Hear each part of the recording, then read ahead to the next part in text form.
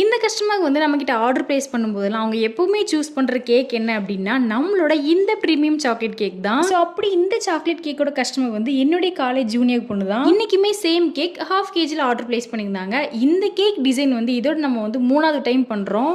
இதில் நம்ம மெயினாக ஆட் பண்ணுற அந்த திக்கான சாக்லேட் கனாஷும் சாக்லேட் சிப்ஸும் தான். டோட்டலாக நம்ம கட் பண்ணி சாப்பிடும்போது கேக் வந்து நல்லா சாக்லேட்டியாக இருக்கும். கேக் வந்து கொஞ்சம் ஹைட் வேணும் அப்படின்றதுக்காக நான் இன்னைக்கு வந்து 5 inch டின் யூஸ் பண்ணி தான் கேக் வந்து பேக் பண்ணி எடுத்துருந்தேன். ஸோ 5 inch அப்படின்றப்ப கேக்கை நம்ம வந்து 4 பீஸாக கட் பண்ணிக்கலாம். பட் 6 inch அப்படின்றப்ப நம்ம வந்து 3 பீஸாக தான் கட் பண்ண முடியும். ஃபர்ஸ்ட் கோட்டிங் கொடுத்துட்டு கேக் நல்லா செட் பண்ணது தான் நம்ம வந்து ஃபைனல் கோட்டிங் கொடுக்க முடியும்.